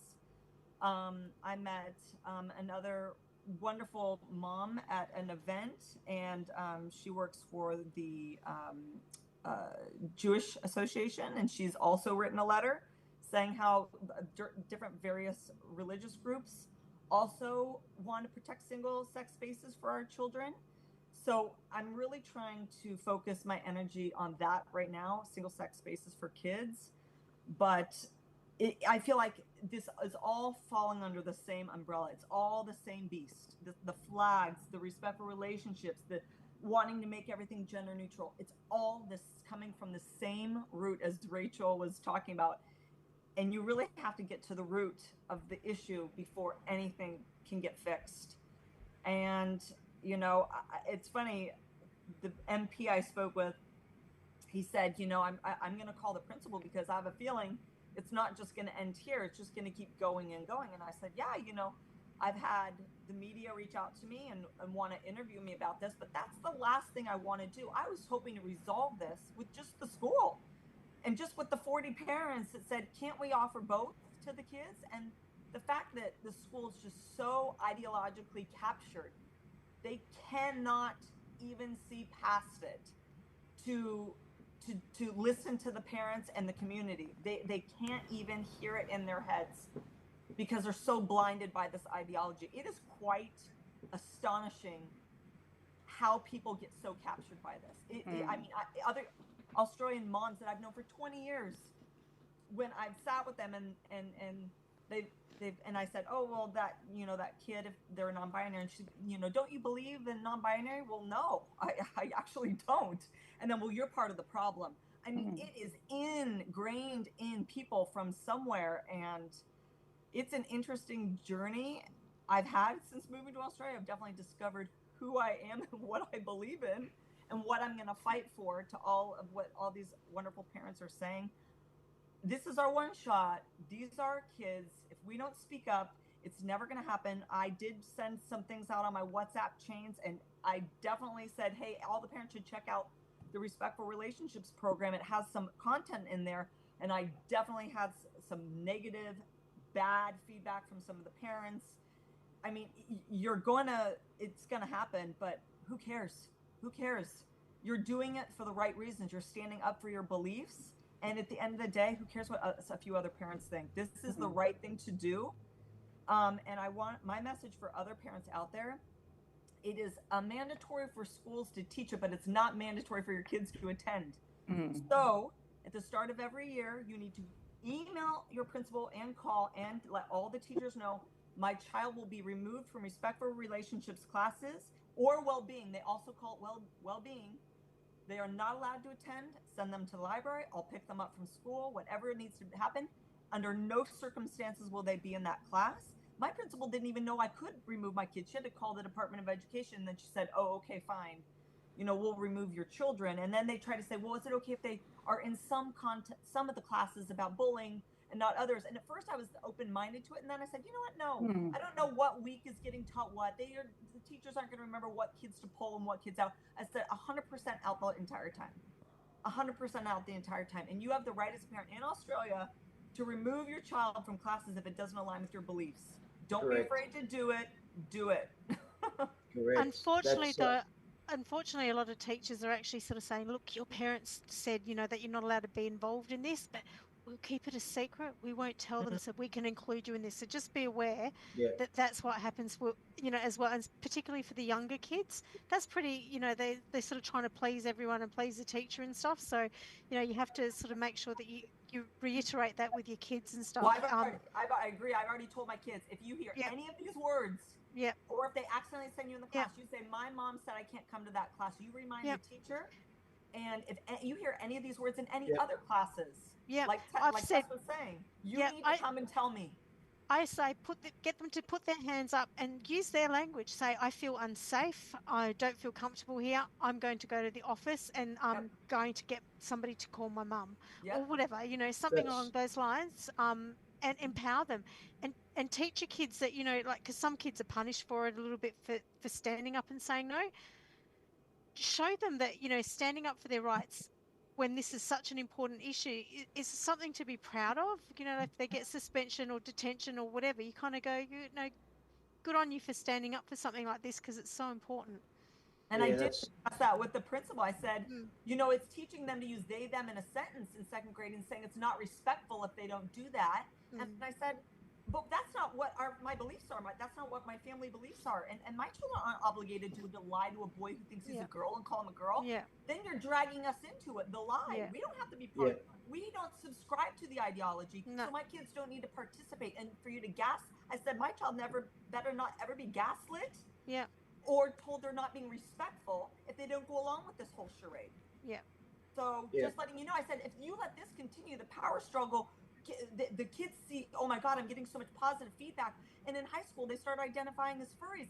And the principal and vice principal are laughing. I know, can you believe that? They're being furries. I'm like, yes, I can believe it, because you're teaching them this content. And this is what leads to that. It's stepping stones. It's not rocket science. You're part of the problem. Yep. Yeah, no, anyway. Well said, Christina. Thanks, and you're spot on, Tess. And I'll further to reiterate what you said, Tess. The teachers will guilt trip the children in, and your mum doesn't want you to be in, your mum and dad don't want you to be in here, but I know, look, your friends want to be in there, so you like to be with your friends, and they'll coach them. These woke activist teachers will. I mean, and by the sounds of your principal, Christina, she's a very woke activist principal. I mean, the IPA did a report on activist teachers in schools in 2021, and it's and now you'll get it's mandatory, and it is compulsory. That is a lie. The education department might say to schools that this is mandatory, you teach it, but it is not mandatory nor compulsory for you as a parent to accept it. You have federal legislation on your side. Excuse me for a moment, the Australian Human Rights Commission Act 1986, it's a federal act. That overrides any measly things the education department have. Now, the International Covenant on Civil and Political Rights, which is an international guideline that Australia is a signatory to, that has been scheduled and codified into the Australian Human Rights Commission Act. Therefore, what that means is any breach of any article of the ICCPR is in breach of federal legislation. Article 18, Section 4 of the International Covenant on Civil and Political Rights clearly states the state undertake to have respect for the liberty of parents and, when applicable, legal guardians, to ensure the religious and moral education of their children in conformity with their own convictions. That is black and white and far supersedes any nonsense ruling from the education departments to teachers. You have that on your side, parents. There is a letter that you can download off the Leave Our Kids Alone site. It is in the resources section. You just have to sign it and deliver it to your principal. Also in there, it states that they are liable for any content taught. So is a personal liability as well to teachers out there that think you're clever teaching this behind parents' backs and indoctrinating other people's children in your personal beliefs, which is morally wrong in the first place. So I hope you're proud of yourself. That if your child suffers any form of mental problems or mental health issues down the track because of the content that they've been taught, you can be personally liable, not the school sued, yourself. So if you continue down this road, make sure that you spend the last few years in your house very comfortable, because you won't have it, because you'll get sued and you will lose everything, because we're not playing around anymore at all. So yeah, I'll finish up after we hear from Luke, but thanks very much, Christina, and over to you, Luke. Yeah, no, it's Craig. Yeah, thanks for having me, and same as you, Joel, as well. No, it's been great hearing everyone else's stories, and especially yours, Tess. That's exactly the reason why we are doing this, because we don't want to have that happen to our kids as well. So Look, for me, I was just a concerned parent, and right from the start, I sort of knew that about this whole agenda. So I was on the front foot right from the start. So I guess one of the pushbacks that I did do was when I heard Elephant Ed was actually coming in to teach the kids at school the sex ed classes. So they actually put out on the email there that they were going to hold a information session via Zoom, a Zoom call. So look, what I did, obviously, knowing exactly what the whole Zoom call was going to be about, I decided to record that Zoom call on my desktop. And, you know, it went for about a whole hour. And it was very overly censored as well, the Zoom call. So, like, I mean, you weren't actually able to talk like we are now talking. If you wanted to ask a question, there was a actual time for questions as well during that Zoom call. And if you wanted to ask a question, you actually had to submit it in writing. So the facilitator would actually read the question first before she actually, you know, spoke it out, right? So in case there was any too hard questions or anything like that. So look, I thought I had an opportunity to debate them because I sort of knew that you know, these people, if you catch them out, they're going to hang themselves every time, right? So what I did, I asked a question, and the question was, how do you teach the kids different sexual acts between different sexuality types, right? That was my question, right? Because I knew that she'd hang herself on it. So, and, you know, like what she proceeded to say, that the definition of what they teach kids as sex, the actual definition of sex to what they're actually teaching the kids, sex is an act between two or more consenting adults for the purpose of pleasure. Now, that was their definition of sex as what they're teaching kids. All right, so look, having that recorder on my desktop, obviously, and actually, I've jumped ahead. And then she proceeded to say that, you know, these acts also encompass, you know, all the different kind of sex acts, like whether or not it be anal or, you know, smaller things like kissing. But then she was talking about, what else? I can't even remember. But it was pretty obscene, sort of terrible things that they're teaching kids, and you know, and nothing at all about biology.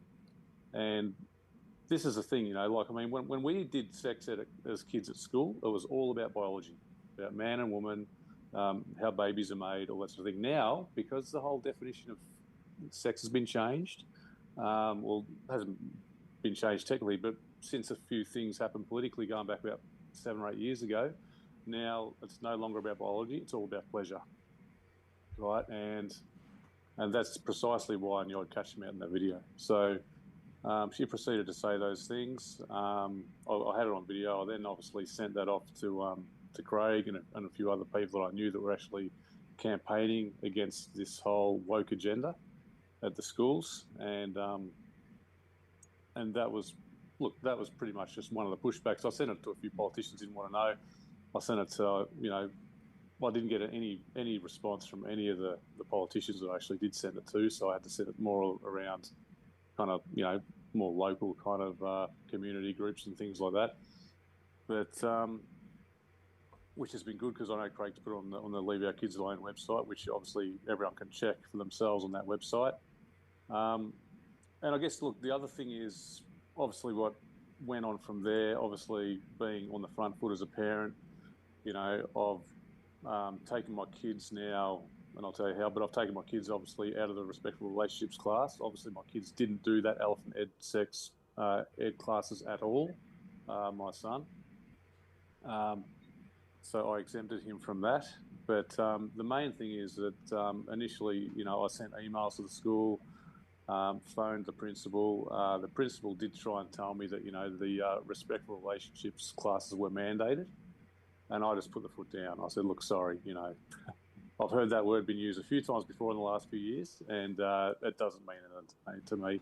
So I told her, if that's the case, if my kids can't be excluded at school from those classes, I'm happy to come in there and pick them up and take them home. Easy, right? So yeah, it was a fairly firm phone call, and you know, but at the end of the day, like, pretty much I feel as though I've had the teachers there under my finger really now. Like, I mean, I've actually had the teachers now even ring me up to say, oh, Luke, you know, there's going to be some sort of sexual content being taught in another class that isn't respectful relationships. Do you want us to take your kids out of it? And I'm like, oh, yeah, thanks for the call. That'd be great. That'd be great, because I just know how, I guess, militant I've been at fighting against this absolute garbage, woke, insidious class, right? Which, as we all know, is just teaching delusional ideas about sex and sexuality. All right, so for me, look, that's pretty much about it. Like, I mean, the other thing that I've done, obviously, from a young age, I've told my kids that, you know, there are certain things at school that you're being taught that are not true. You know, you've really got to be on guard, and I think the teachers now know that too, that if the kids are taught these things at school, the kids are going to come home and tell the parents.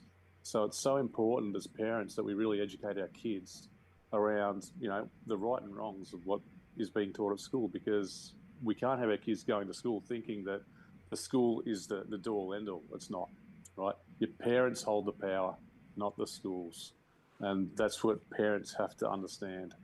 You know, it's we've got to be on the front foot with it. And I think, you know, as a parent, even though we might only be a minority of people speaking out because everyone else is too scared to speak out, even though they may agree with us, there's going to be a time, you know, when we're 80 years old, nearly on our deathbeds, where we're going to look back and think, at least we did our best for our kids. You know, and that's the main thing we've all got to do, because it doesn't matter what pushback we get as parents. It doesn't matter if, you know, if your kids' friends don't want to hang out with yours because the parents don't like it for some reason. It doesn't matter, right? We've got to stand up for our own kids' sake, because at the end of the day, I know when I get to 70 and 80, I won't be able to. It'll be something I'll regret forever if I don't stand up now, right? And that should go for every other parent. That's great advice, Luke. Yeah, thank you so much. And all three of you,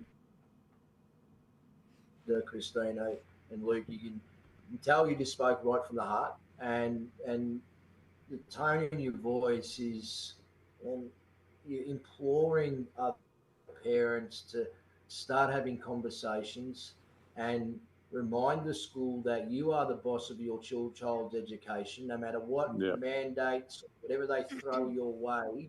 It is, you are the primary person to say what they're educated with. And as I said before, you've got international guidelines and federal legislation to back you up. You know, please, teaching once, and look, there are still a lot of good teachers left in the system, but there's a lot that are predators, and the teaching fraternity isn't what it used to be. Please hear me on this. I've spent 15 years in it, and in the last 5 years, I watched it deteriorate rapidly. Teachers will take advantage of your children to enforce their own ideology onto your children. Please hear us on this. This is not you know, gee whiz, all seven of us on here would be much rather doing something else with our evenings and our time, absolutely. But these are your children, and like Luke said, you know, it's you don't want to have a conversation in 20 or 30 years' time when your child's gone through body mutilating surgery and then gets into their 20s and regrets it. You want that to happen to your child. I mean, that and on that, Craig, Mm. no, I was just going to say, one thing I've noticed, especially from the oldest to the youngest one is becoming a lot more confused than his three older brothers, because the teachings have changed so significantly to the point where he actually has come home and indicated that there was a furry at his school, and I said, well, what does that mean? And he said, oh, someone identifies as a cat. And I said, oh, okay. And I said, and is that person a cat? And he actually stopped and paused to think about that response. And I stopped, and I didn't didn't interject or say anything. I stopped and waited for him to process that question. And he turned around and said no, but he said no with an element of guilt. Like he was saying something wrong. Because they taught that so much. The Institute of Public Affairs actually did research on the Australian universities that teach teaching as a subject. And I can't remember the exact, the exact statistics and stuff, but it was a huge amount. So I'm a qualified teacher too. I graduated in 94. The courses have changed so much that even when you get these kids that young people that go into university, want to be teachers, they're against what's happening to the kids and stuff. They're not giving the skills to even be able to do it because, like this, 2/3 of the actual lessons the teachings that they're getting from university is actually how to be an activist, how to indoctrinate kids and stuff. It's not the basics. They're not given the skills on how to teach. The teachers union mentions things like, according to the IPA, teachers union is against things like explicit teaching. What's explicit teaching? Explicit teaching is evidence-based teaching, like teaching phonics and things like that. So, I mean, you look at even just those little things and then you spread it across all the other subjects and you go, what the hell is going on, So, yeah. There's been a massive increase of teachers or student teachers who are quitting courses as well, isn't there? Yeah. It's 60% was 60%. I remember the interview Rosa Ranka did with Colleen Harkin, and 60% drop out because of the content, and they see, well, I didn't get into teaching for this. So, excuse me, all that's left are the sort of teachers with the woke ideologies. Now, as an adult, if you want to have whatever ideology you want, go right ahead, no problem. So long as you're not, impinging on the rights of someone else. What gives you the right to think that you can enforce your ideology onto other parents' children? Yeah. And shame on you. I mean, once upon a time, we didn't know anything about our teachers' political views. We didn't know about if the teachers. Sometimes we felt lucky. Oh, we know something that they've got a kid and stuff. But I mean, if their teacher identifies as whatever sexuality or anything like that, should not even come into it. Correct. The second that a teacher starts talking about their politics, their sexuality, that teacher is a groomer teacher and shouldn't be in front of kids. Absolutely, Tess. Yeah, absolutely. I mean, with the respectful relationship programs and the keeping safe school programs, they're starting at age 3 now. Yeah. And so they're introducing the early childhood education under those policies that I've noticed too. It's ridiculous. Another thing, can I just mention another thing that a lot of people would not be aware of, and especially parents would not be aware of this at all. But the Labor Party actually has a mature minors policy, right, which actually overrides parents and puts a kid's health into the hands of a doctor who is deemed that the child is mature enough to make their own decision. So, and or this principal, or exactly. Yeah. Exactly right. So this is happening in our schools, and yet there is no opposition to this whatsoever. Like I hammered Colin Brooks on this, the Labor MP, going back during the election of 2022 hard, and they tried to get me removed. This is off the ballot at Greensborough. So, they don't want that brought up, because in a democracy that should never ever be allowed to go ahead whatsoever, and yet there is not even a word from the opposition on it. From someone who's a bit involved in the opposition, there are some words internally. Unfortunately, mainstream media doesn't report on things like this because they're not willing to. And this is the thing, we're talking root cause. The root cause, yes, medical, yes, money, yes, big pharma, but it's very much political. It's a one world government. It's parents being the breeders for the kids so that the kids become, coming from our national curriculum, kids aren't Australian citizens. They're promoted as global citizens. They're losing the fact that they're members of a family and stuff, and then they're encouraging them to go out further, and that's what they're breeding. They want us to be the breeders, manufacture the kids for them and give them over to the state because the state know what to do. Well, that's right. It reminds me of that. It reminds me of that saying. What's Sorry? that? I was saying it reminds me of that saying. You know that the cultural Marxists, they don't have kids; they have your kids. That's exactly right. It's exactly right. Because the other thing is too, and talking to people, detransitioners and stuff like that. I mean, you hear stories. You look on particularly X, because that's really the only place we've got free speech now. Hearing about stories about how kids have been taken advantage of, almost trafficked. They go to activist people's houses, the glitter parents' houses and stuff, and they're having to perform sexual acts in lieu of payment for rentals and stuff like that. The more broken these kids are, the more vulnerable they are to everyone. Sex work is real work. So kids that are traumatized, kids that are sexually abused, think that it's okay to keep traumatizing themselves and prostituting themselves for money and things, which I mean ultimately is only going to make them worse. But yeah, so it's really concerning. We found those on the around the sex work videos, teacher resources. Yep. In the books, they mention sex work. Yep. Yeah, as a legitimate form of WHO talks about sex work. Yeah. The World Health Organization encourages 15-year-olds to engage in sex work. Well, we know from talking to lots and lots of parents, I mean, gender-neutral bathrooms and stuff, particularly in Victoria. I've had a couple of examples from Catholic schools in Victoria. So the gender-neutral bathrooms there, teachers don't want to touch. They know that there's bad things happening in there, so they just don't, lunchtime, recess time, they don't go in there. They don't supervise, obviously. And so we know that there's kids that are actually paying for other kids for sex in gender-neutral bathrooms during school time.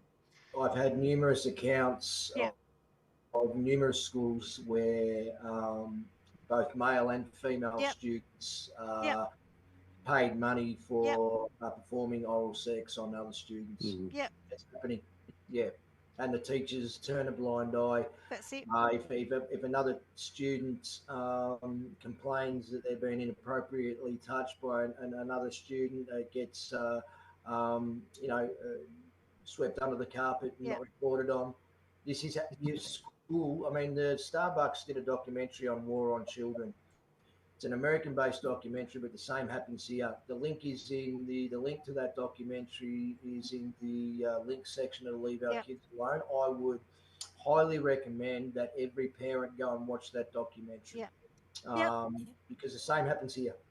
The other thing that's significant, even rotten old ABC, who is so indoctrinated, October last year they put out an article talking about in Victoria alone, there are 6 reported cases of child-on-child sexual assault in primary schools in Victoria. Yes. Now, let me tell you, from someone who's tried to do this with, my daughter and stuff, do you know how hard it is? You're not listened to, you're not believed. So if there's 6 each week in primary schools with children, there's a hell of a lot more. Yeah, absolutely. And it's not just Victoria. I know, I'm WA. I know it's happened cases here. There's been reported cases in New South Wales. And we're talking 6, 7, 8-year-olds, 11-year-olds sexually assaulting each other because, I mean, in one case, minus 18, or one of them had gone out to do the very sexualized content. This little autistic boy had a big crush on this girl. He thought it was appropriate to show his affection in this manner, completely misread the situation, which happens for, autistic kids, and he sexually assaulted a little girl in the school corridor. This is not right. This is not normal. Like, it needs to stop. Yeah. Yeah. 100%. Just to finish off, and thank you so much all for your time. Is there any further advice? I mean, I've mentioned the letter. Tess, you've mentioned a few things. Angela or Rachel, is there any further advice or guidance you'd like to give the parents out there watching? Right to your Sorry. We've got a website called the International Coalition for Children Incorporated. If you go and look at it, there is a absolute plethora of information on there. And so we've got everything is provable in court, everything. So we have got, stuff from the WHO, the United Nations, down to Marxism. Everything is fully documented. So if you're wanting some extra information, or to go do some, reading. It's heavy. I will warn you. Go look at the International Coalition for Children website, and you'll get some information there. Thank you. And that's the number 4, isn't it? Yeah. Number 4. The number 4. Yeah. Yeah. Coalition for Children. Yeah. Beautiful. And people, start the conversations off with your parent, with your teachers. They might send the curriculum out to you, so more likely they use the copyright laws to get around it. So ask to actually view it in person, and you can opt your children out. It's not mandatory, like we've all mentioned before. Last week I dealt with a parent who was told that, and I had to send them the relevant piece of legislation, and she was able to opt her child out of it. But you can opt them out, so don't be afraid to ask. Yeah, thank you, Angela. And I think, Christina, you were going to offer something else as well? Oh, I was just saying to go to your MP,